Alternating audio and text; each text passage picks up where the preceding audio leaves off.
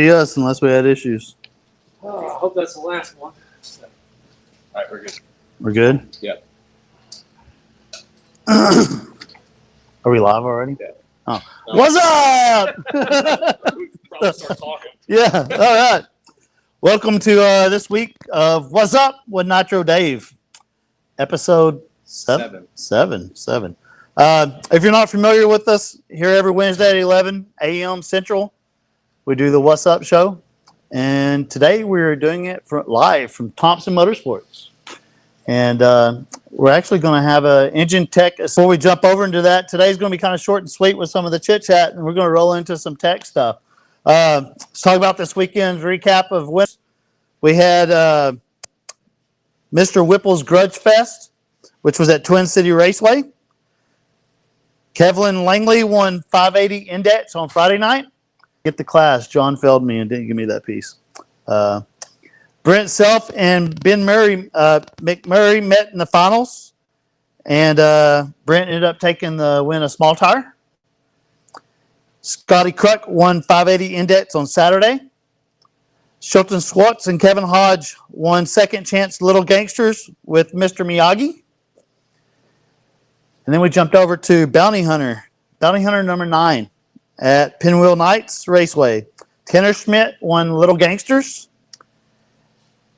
And then we went over to Dig or Die, and Bondo Bob won low. So that's how our racers did this weekend. Congratulations, guys. Thanks for representing the Nitrous Outlet and Flow Supply flag.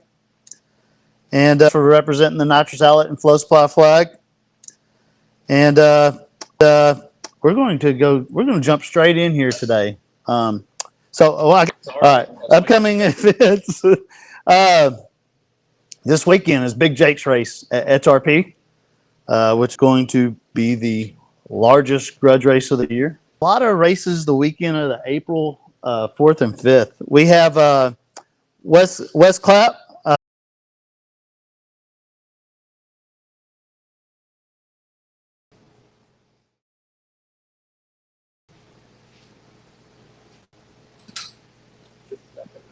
You good now? Yeah.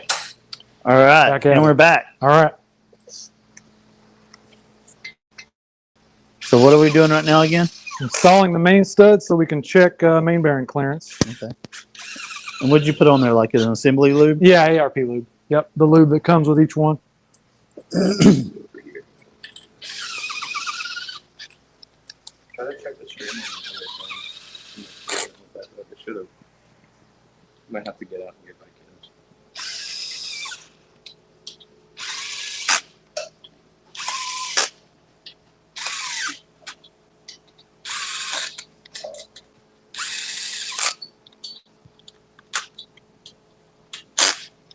Yeah.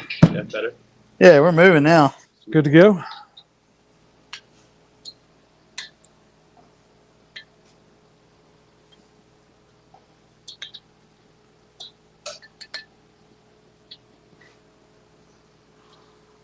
Dustin, how long have you been here? Ooh, 4 or 5 years? Yeah. Yeah, somewhere around Did you there. start off in another area or always been in assembly? No, since coming here, I've always been assembly. Okay. Yeah, when I first came, I was doing their repairs. Yeah. So like tear down, inspection reports, and then what I think happened and what's going on, and whether or not the warranty deals and what's going on there. And then So you got to deal with all the guys swearing it wasn't their tune-up? yeah. Well, there's been a little bit of that. Yeah. And we have a pretty open warranty policy. Our policy is that we open it up and we can't guarantee that they did something wrong. Like basically, if we open it up, we had one that we opened with a pair of sunglasses stuck in the pickup tube. I can't do anything about that. But short of something like that, it's just a warranty deal. How does a pair of sunglasses? I can understand a rag, but a pair of sunglasses? Yep, Yeah. we've had the rags, we've had the sunglasses. We've had some pretty wild stuff. We've got 13,000 motors worldwide, and when you get 13,000 motors worldwide, people racing and beating them up and putting them together in the pits sometimes. She's some pretty wild stuff. Sleep deprivation, alcohol. Yeah, both of those play a big role. Yeah. I had a a tech whenever I had the speed shop. We had a motor that got clogged up because we left one of those red rags in it, Mm. and that was expensive. Yep. Yeah, you do. You kind of see it all. We've seen, you know, the sheetrock.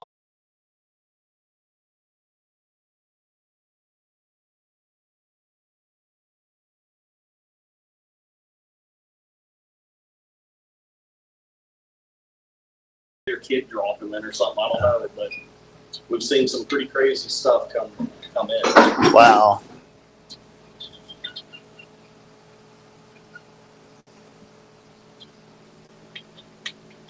That would be my luck. Yeah, I'm good at that. You guys watching this live feed, if you have any questions,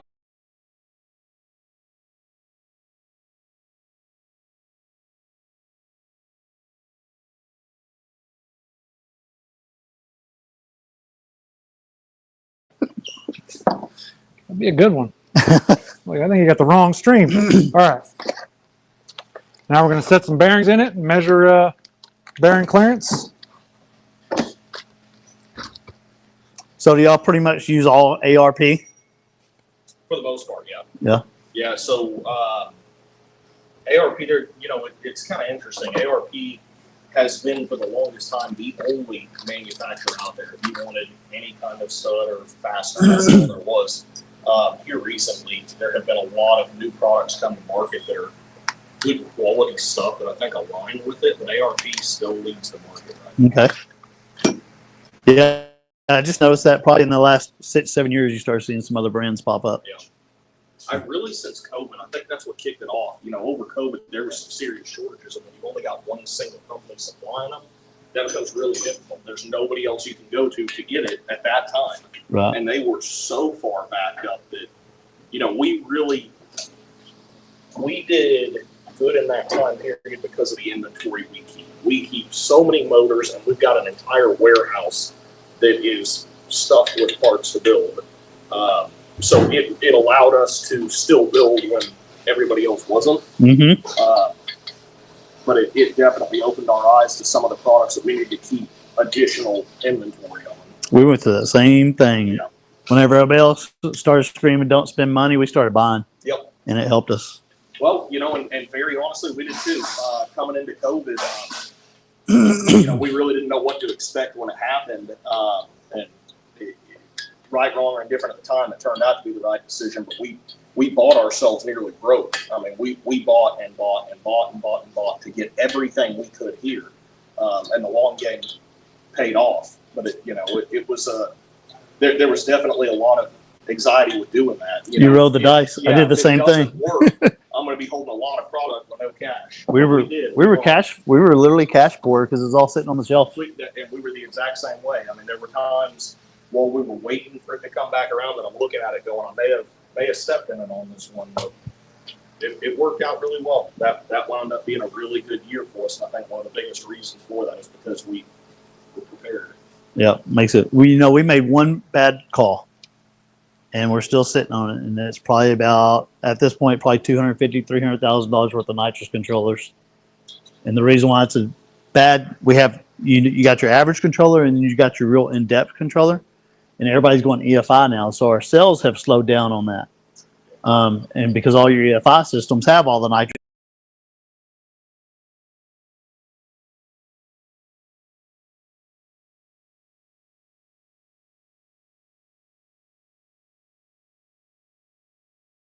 In between a niche of more of a advanced either carbureted car or street car guy with a stock ECU. So as soon as they step over into a Holly or Fuel Tech or Haul Tech, or there's no reason. Yeah. You know, but I mean, it's all about that gamble. You never know when something's going to release that changes the market in the way you think about it. Just like we were talking about the products that you're working on now. Mm-hmm. You know, I mean, the market's constantly changing. You got to prepare for it. You got to try to stay ahead of it. And we do. You know, you talk about studs. I've got in the warehouse several hundred sets of studs from another manufacturer that actually worked out really well.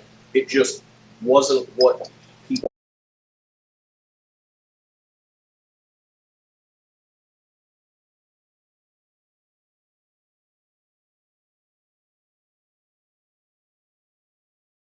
for at that moment, you know. Do you plan on doing like a liquidation clearance on some of those low moving items? We're looking at doing that right now We with do. some of the stuff. Yeah, so we'll do that for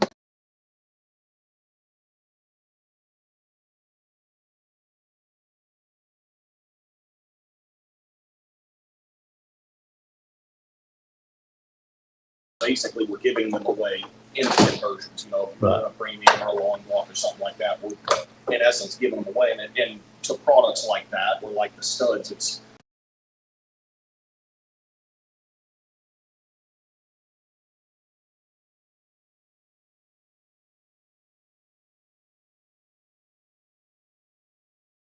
discount it, get it out, let somebody use it, at least get it off our shelf and in someone's hands where they can still use a good product, you know. That makes sense.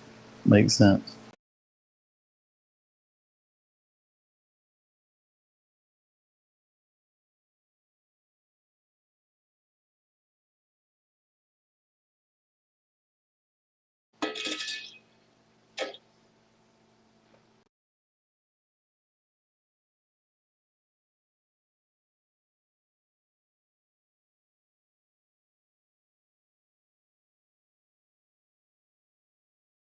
So if we take this set of main caps off and switch it with another block just like it, the odds of those going on and functioning are near zero. They're going to require a tremendous amount of machine work to bring them in and get them happy again, which is that's Martin's expertise here. As much as he can't stand doing it.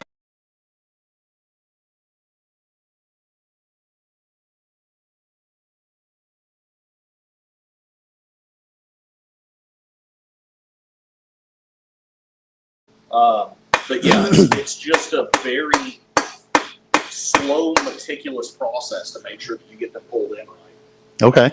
Makes sense.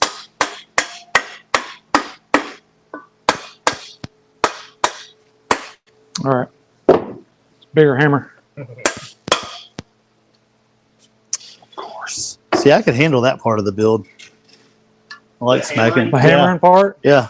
You got that figured out? I got that part figured out.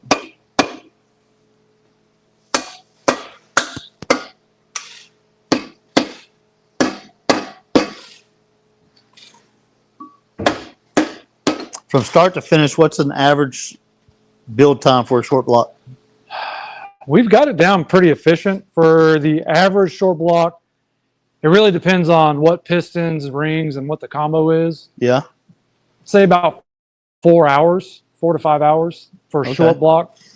A little bit longer for Yeah, a premium short. We got to, you know, to preface that too, you're talking 4 to 5 hours once it hits the assembly room. Yes. Yeah. You know, so the build time, once it comes in the facility, it starts. You know, we've got to get it through the back, through the front.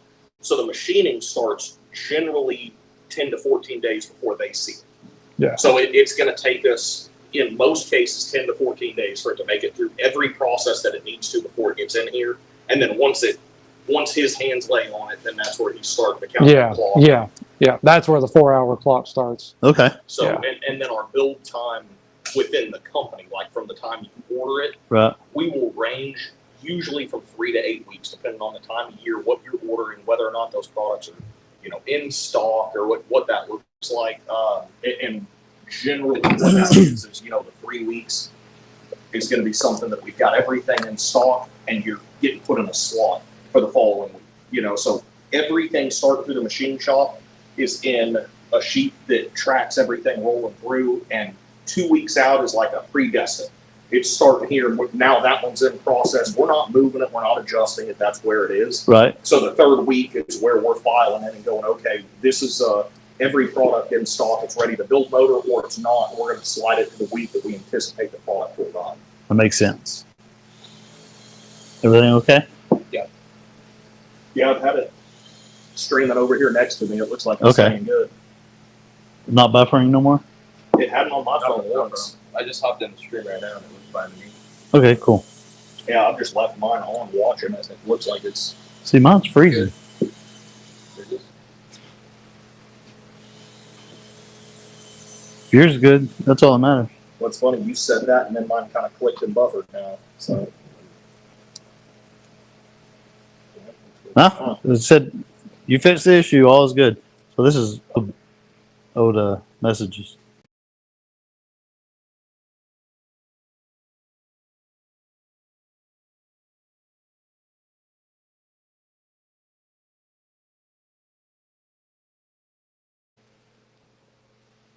You wear gloves?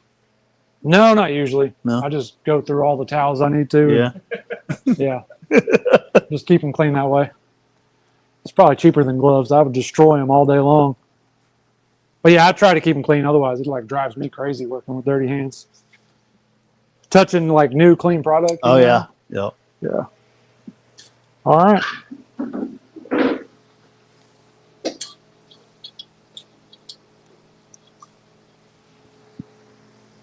And then we'll go through and torque these down. Check the clearance. So at that point, you're measuring this distance. Yep. And then I'm assuming Well- you got a formula figuring Yeah. between So those two. One minus the other. Okay. But I'll. yeah. So I take the main journal measurement, and then micrometer and a dial bore gauge, and then we'll measure the difference, the space in between this and that. And that tells you how thick your That'll bearing tell needs us to be. how much. Well, that'll tell me the bearing clearance, how much clearance for that oil and oil wedge that we're Okay. trying to create. Yeah, so if you look, he's got the bearings in now. So at this point, it's actually giving the clearance by doing it. So they'll do measurements before it makes it to this point, measuring the housing to make sure that the housing more that's holding the bearing Mhm. is the correct tolerance to hold the bearing. And then Okay. we go beyond that. Now we put the bearing in, bring it down with everything torqued, and now we're looking to see what the bearing is actually yielding and whether or not a change needs to be made. So the shells that he has in here, are shells that he's already mixed to get the clearance that he was looking for in the build. So, Okay. you know, we anticipate that he's going to go together and measure. It's going to look really good.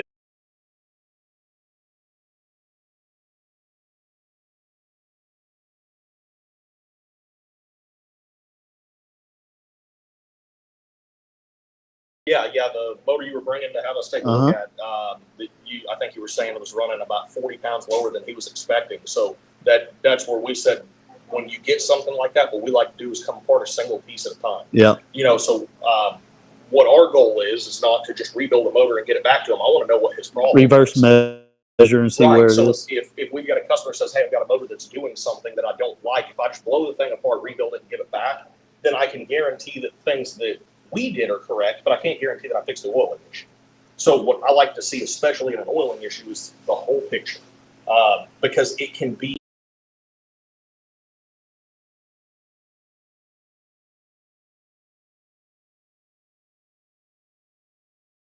to reduce the air and cavitate the pump. Now we end up with an oiling issue that the block doesn't have. So we've got to have that whole picture. We can take a pan off and go, okay, was the pickup tube depth correct? Too close. Was the pickup tube sitting on the pan? Is there a crack in it? We can pressure check it. Is the O-ring split or nicked or missing or the wrong one in the oil pump? Pull the oil pump off and look, is the bypass stuck or is there debris stuck in the bypass? And then work our way into the motor. Okay, now we're in the motor and we can start looking at the common stuff that we deal with every day within the motor. Gotcha. So, Okay. Good to know. So you just tightened 2 Ugga Duggas? We're good? Just 2 Ugga Duggas. the technical word.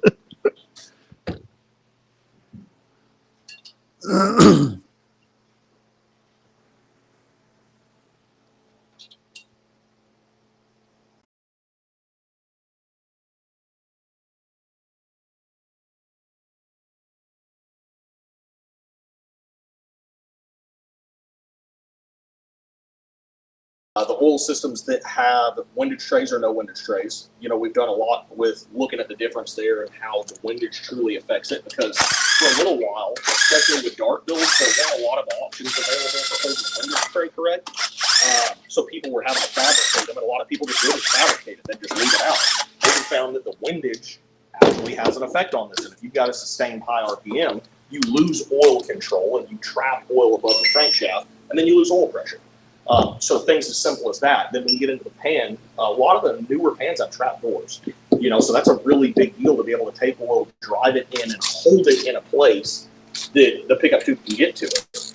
When you look at a lot of the factory stuff, it doesn't have those trap doors, and it doesn't have a great design for flow in high G situations. So now you're again talking about where it can slosh or it doesn't return like it's supposed to. So there's big differences in good pans and bad pans. Right. That makes sense.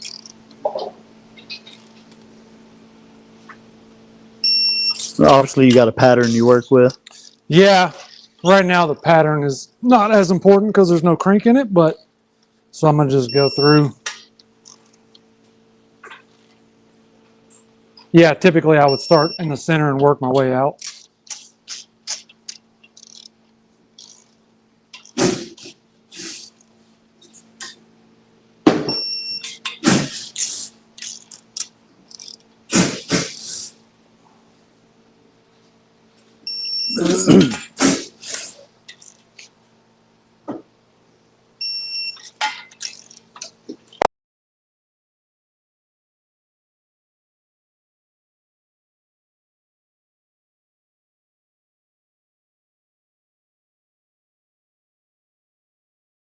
That was 70 foot-pounds. What's your overall torque on these? 70. 70? So we will, at the start of our process, whenever like the block is first taken out of the box and it's checked, it's all put together and the mains are checked. We just follow their recommended torque spec all the way through the process. That way we can reduplicate anything. You know what I mean? Yep. So.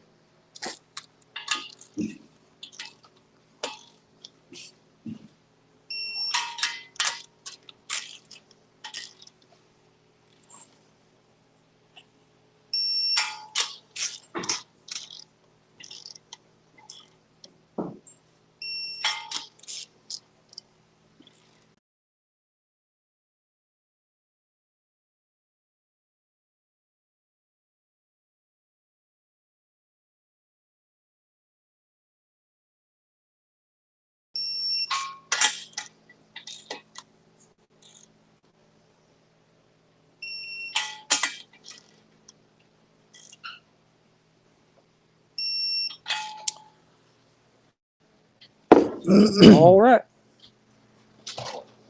So on this build, I think 6.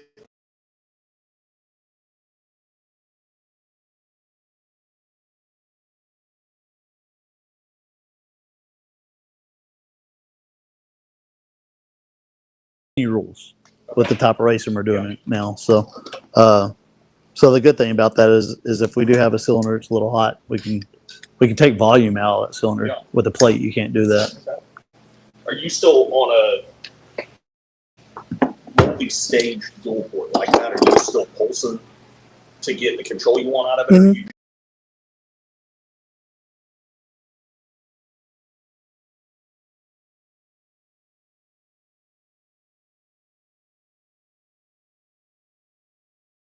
And then once you get to a point, so let's say track conditions there, you don't need it. We'll do as much as we can with timing, right?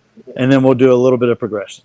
Okay. But the timing's the most consistent way of controlling it. Yeah.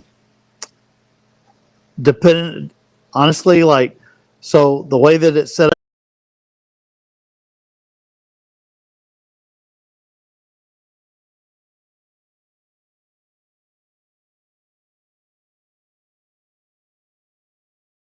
Okay. So I don't know which way I'm going to go with it yet because I may not need that much. It's just what's on the motor. Because it was in orange juice, we wanted to be able to run the 490, and then we wanted to be able to get after it. So like that last event, we had a 38 peel in it to run the 490, Okay. and then and obviously whenever we're running ultra, we're running a lot more than that. Yeah.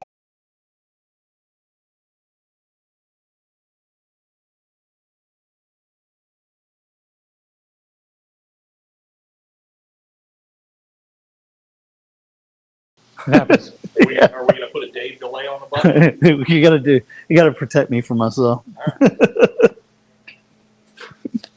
You know, Shannon Davis called me and said, "Why didn't traction control catch that?" I said, "Because I had it turned off."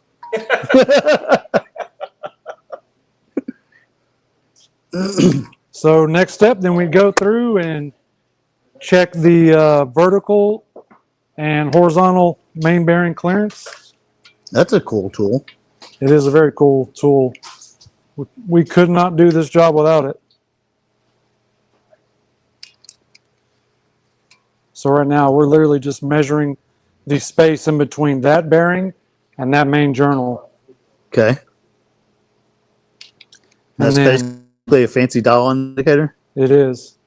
And if you look, see now he's turning for a vertical. So he's getting both horizontal and vertical by turning the head in there. Yeah. Uh huh. So I'll first measure the verticals. Usually I'll go through and measure the verticals on all of them. And then I'll go back through and measure the sides to make sure that we're growing inside to keep the oil wedge that will keep this motor alive. Now, why do you want it to grow in the side? I'm glad you asked that, Dave. Yeah. That's a great question. So that's one of those. It's funny when you get online and you start to look at people talking about the bearing clearances, because they'll get in and they talk about a bearing clearance like it's a fixed number, like it's going to be the exact same thing all the way through, and they have a hard time understanding that it isn't and shouldn't be. The way it's designed is to come in and create the wedge where it can draw the oil around the crankshaft and actually support it like it should and oil it like it should. So your clearance is not one single clearance all the way around. So you'll get that a lot, and it kind of cracks me up to see where someone will ask, what is my main bearing clearance supposed to be? Like it's a given number, and it is not. It is a variable based on use. Okay. And that's where nothing more than repetition and understanding the oil that's going to be in it and the use of the motor creates a given result that we need to look for, and he's setting these up for us. Mhm. So it's always a variable. That's a dynamic question as to what the wedge looks like and what the clearance looks like, both vertical and horizontal, that we're shooting for. And in doing that, actually, we've got basics on everything for the builders, and that's just to standardize. But what that does is it says, in these specific scenarios, these are our general goals based on our given information, right? Okay. Now, our general goals will vary based on the customer's specific application. So if we've got 1,000 horse, we got 1,000 horse drag motor, it's like a drag and drive type deal, and you got 1,000 horse going in a boat, right? I mean, the other extreme where this thing's going to be strung out the entire time, bouncing around, losing oil control. That's really different build. It's different parts that are going into it, different clearances, different valve train. Everything about that's going to change, even though the end goal on that line It's the is same 1,000 horsepower. horse blower motor. It's not the same. And that's where we've got to take our general, and then we've got builders who have built literally thousands of these and go, okay, now we've got to take a step beyond that and go, now what does this look like for that specific application to make this live? Okay. So the very first part of getting y'all the right tools is the guys up front asking the right questions. Yeah, it is. And if you look, every invoice we have, you got his invoice up there? I do. Does it say on there that I'm using Golden State oil from Dollar Store? It says Walmart blend. Yeah. No, but I mean, the most basic of what we get is this information here. So every line on that, so yours, we have a lot of conversation on what it is with you coming here and what it is that we're doing with this. But with most of the builds, he doesn't have the advantage of having the guy who's fixing to use it standing here next to him and talk to him about it. Right. Yeah. So he's got to have all that information that says what vehicle is it going in, what's the weight of the vehicle, what's the use of it, we have a expected oil that we tell our customers that comes in our packet. But if it's going to be different than that, we've got to have that. We've got to have that information, because if we set it up for 2050 and you're going to run a straight 60 in it, or you're going to go the other way and for some reason you want to run like a 020 in it, our clearances aren't going to work. Right. It can't function that way unless we have that information prior to. And that changes everything about the initial question. That makes sense. And what oil do y'all suggest usually? So we're using, I think we've got some in here, but the VP racing, see if I can find you one. Let me grab one. Okay. It's got it somewhere. We usually have cases of it sitting around. Oh, there's one right there. Everybody's got one. This is what Yeah. we have. We actually sell this as an option with the motors here, but a 2050 conventional is really what we're looking for. You see non-synthetic on there. That's another, people think, they hear synthetic and think better. These motors really like a non-synthetic, just a conventional oil. But the 2050 VP is great. If you're in an area that you can't get that and you didn't pre-buy it, our next go-to is the R1 2050 conventional, just that red bottle. I like that really closely to this. I think this works excellent as well, but that works for your guy that's in the middle of Arkansas and doesn't have a VP dealer around him, but he's got a Walmart, because you can still get The that VR1's Walmart. Valvoline, right? Yeah. That's what I run in all mine, the 20W50 Yeah, so Valvoline. that's a great oil as well. But those are our two recommendations. Okay. Yep. And again, generally, Right. Yeah. So now we can step back and say, you get some very extreme road race guys that we've got to take that statement I just made and back out of it and go, that's not correct anymore. We've got to change the viscosity, and we've got to change to a synthetic so that we can try to get some heat out of it. We can go the other direction with it too. When you get the super high output power outer guys, the guys that are putting 55 pounds of boost and turning 8,800 or 9,500 RPM, we don't run a 2050 in that. We're running a straight 50 or a straight 60, and it just the mindset changes. But that's in building thousands of these and realizing the difference in the way that these things function and how we've got to keep them alive. That's pretty cool. Yep. I can understand that. This is just like a transmission where we're running hydraulic fluid versus a thinner fluid, right? Exactly. So. Exactly. Yep. Those have a genie in them that when it's a one, it somehow makes one thing do something different. He's in the torque converter, I believe. Is the genie in the torque Yeah, converter? I thought it that's- was two genies. Honestly, I don't understand any Yeah. of it. So. It's where the magic happens. Yeah. All right, so we have our main bearing clearance checked, and it is good. Obviously, I've already checked it once, now I've checked it twice. So I know we're good, so we can move forward. I'm going to take all the caps out, and then we're going to prep everything to drop the crank in for the first time, Okay. or for the second time. Make sure I have everything. Yep.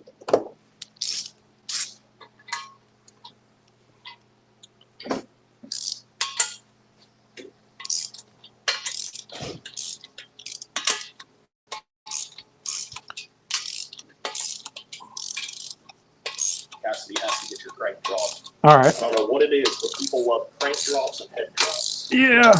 Those videos always do the best. Really? Oh, yeah. That's like ours is the flow bench of the nitrous going. Yeah. That's a good one. There are certain things that just seem to catch people's eye. And, Yeah, when the bench disappears in nitrous, I'd say that's a good one. right?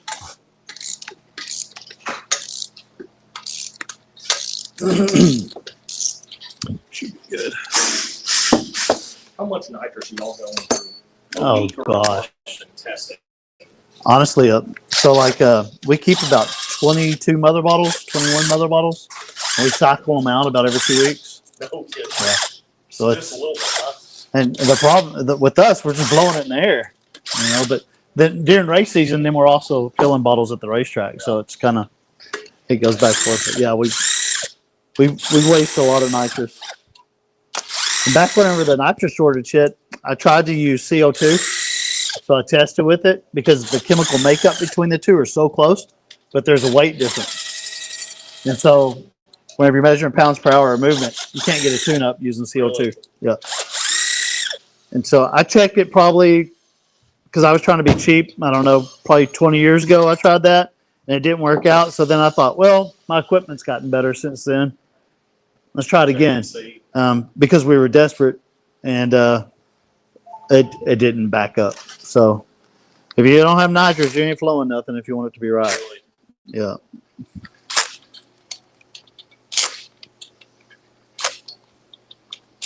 That's funny because that would have been my exact thought too. There's got to be something close enough to it that you could use for testing, but surely you'd have found it by now. I used to use nothing but real race gas on the flow bench. And after I blew myself up, I was in there one day and my guys were sitting there, and so you got a Holley Dominator and you got this huge electronic voltage box, and we're blasting raw fuel flames in there. And we do have a overhead. What is that thing called? The Ventahood? Yeah, the Ventahood. Ventahood. But I'm looking at that going, now that I understand flash, I'm like, I'm just going to blow these guys up. I don't want anybody to experience that pain. Yeah. So I reached out to Jason Rooker over at VP, and I was like, hey, a few years ago, I reached out trying to find a test fluid that would have the same viscosity and Characteristics. yes, I can't. My mind's anyways of the fuel we're using, and I fell short. And now that I was more determined for safety reasons. They worked with the same company like what you would use for testing fuel injectors and stuff like that, and they came up with a fuel for our flow bench. So it's still flammable, but it doesn't have a flash point like that, and it creates the same tune-ups. So Oh, very cool. yeah, so we changed the way we were doing everything just for me having a bonfire. Nice. You know? That's how it goes. I still can't believe you did that. I'm glad you're here with us. Yeah, I am too. I feel like of all people who understand what's going to happen. Well, what's bad is out of all the stuff I do, you would think that I would blow myself up doing something irresponsible. The one that gets you. Yes. I wasn't even drinking. You know, I grew up out in the country. I mean, I grew in the country. That's exactly what the problem was. You know, growing up in the country, what do? You drink and burn everything. And then, well, one time I'm doing something right. Yep. So I said, I got to go out in a blaze of glory. You know, the day I die, it's got to be doing something fun. So I try to give God every opportunity. You know, racing, skydiving, aerobatic flying. I want something. I want to die on the toilet. You know, I want to die getting out of the shower. It needs to be something better than that. You know. So all the aftermarkets come with this now. I know, like stock blocks don't have that. Yeah, the Concept Performance blocks do. The Dart the same way. That's nice. Yeah, it is. They are in there tight, so without this, it would be a pain to get these out. Gotta have a real nice flat. Right. Yeah. Pry bar time. I mean, with the stock ones, you got to hit the side of the main cap, right, and walk it up. Yeah, now Well, there's a tool for that as well. Oh, really? It's right here. I would have never known that. Yeah, it's a nice tool. It just lays it over and pops them. Oh, wow. Mine was a nice hammer. Yeah. And a screwdriver. Yeah, this is much nicer than a screwdriver. This will actually pull it up evenly, So you're not. so it would go under the caps and I've then never pry seen up. anything like that. Yeah, That's pretty cool. if you've only ever used a screwdriver, then you would love that thing. Yeah. Yeah. Okay. I thought that's all you needed to build a motor was an adjustable wrench, pliers, and a screwdriver.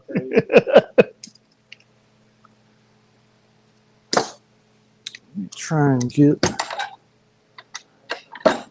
Now, the problem we've seen, though, if you do, you know, you're using a plier, you're using a hammer, which a lot of people do, but what you got to watch for is if you're knocking it around, you can put things down in surfaces as you're doing that, or get debris in there, or get shavings in there, anything like Keep it that. from as you're flushing. doing it. Yeah, so now you measure and you get your bearing clearance you want, then you go back in, and when you tighten this thing down, it actually doesn't pull all the way down. You know, so now you've changed everything about your housing board, which means you changed everything about the way that it holds the bearing clearance, and everything else. So now you end up with failure, not because there was an issue with the parts that you used, but because there was an issue with the parts that you used. That makes sense.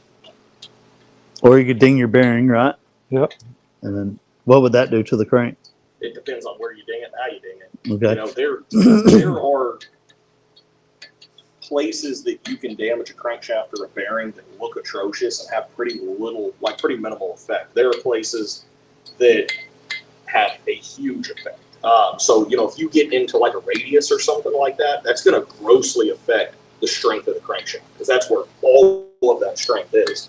But if you get into the center and something, you know, puts a small ding or something in it, the little film's going to cover it in a way that you really will probably never notice the difference. You know, I mean, obviously you're better without it. You don't want to have something like that in it. But placement plays a role. That makes sense.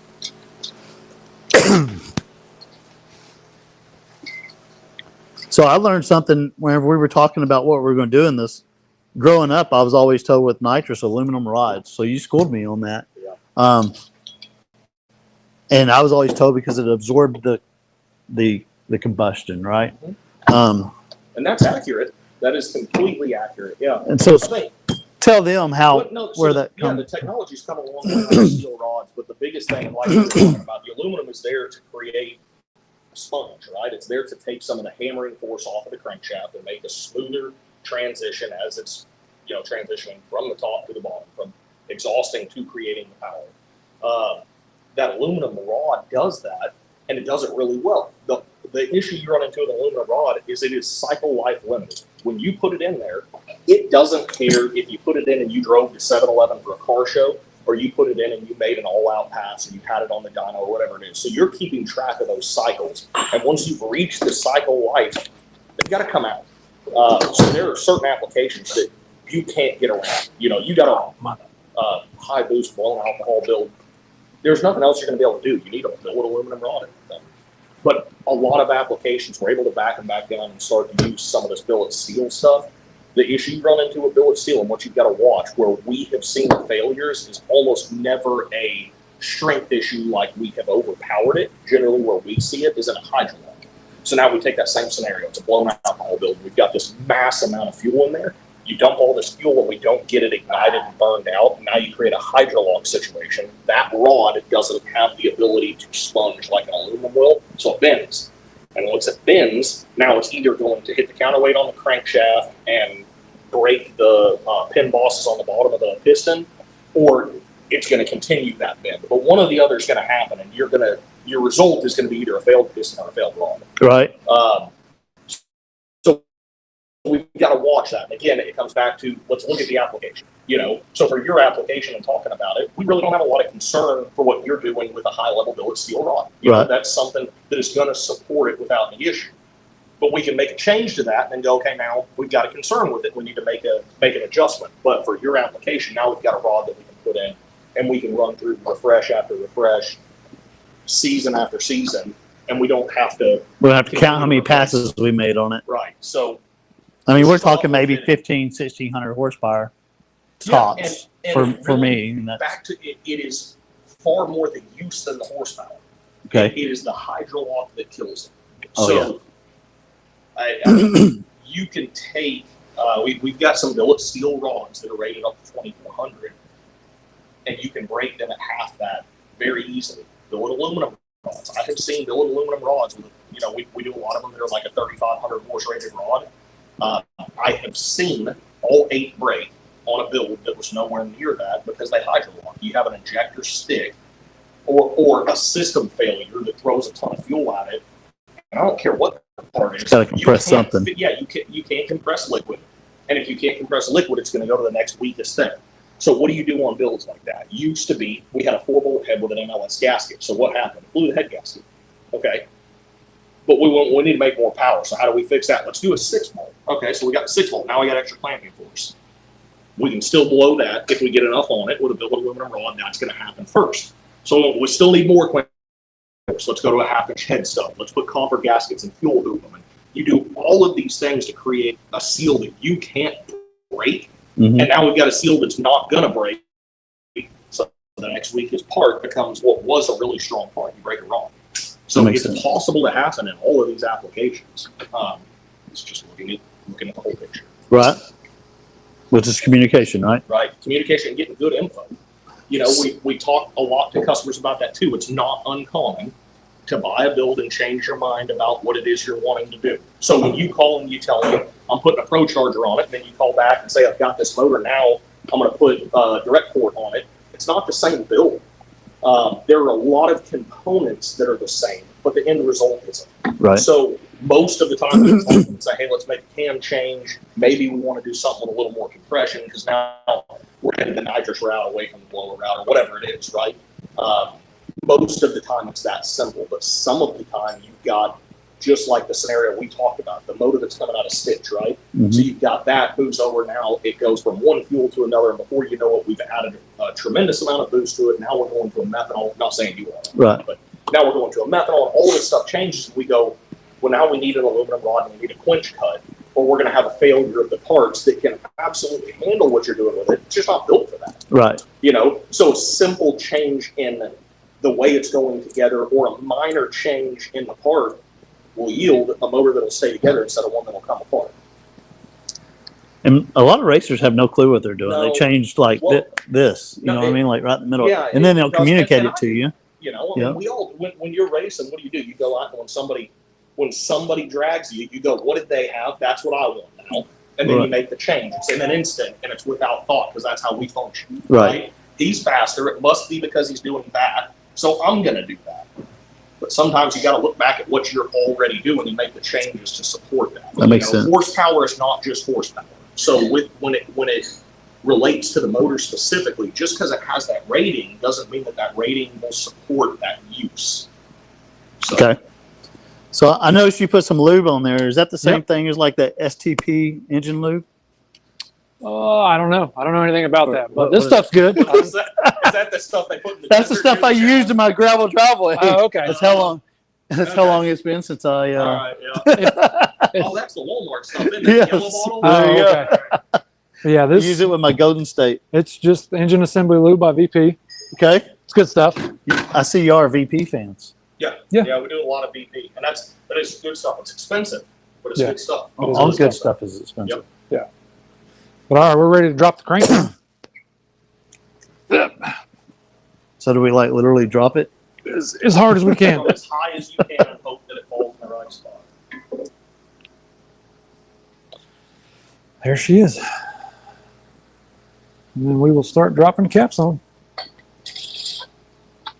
Which I noticed you also lubed that too. Yeah, I lubed all the bearings in the cap. And I'm going to hammer this one on.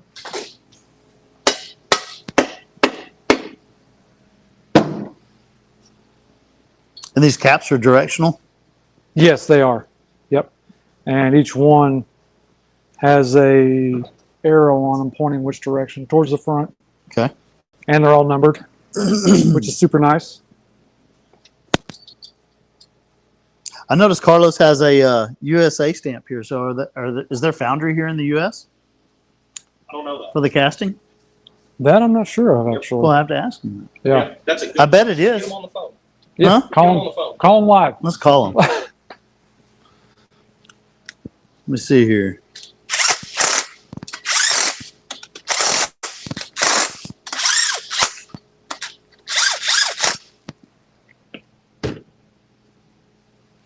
I'm going to text him first. You know? Yeah, that's probably. That's a good call.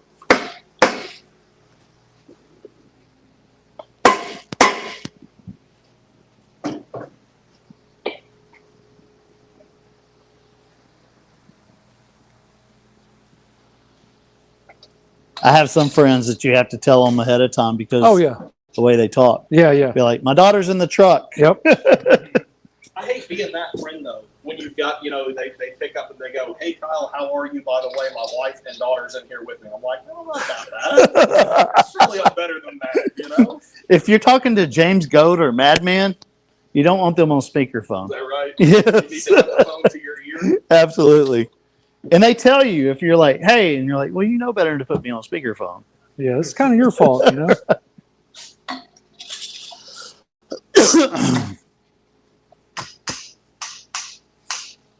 All right.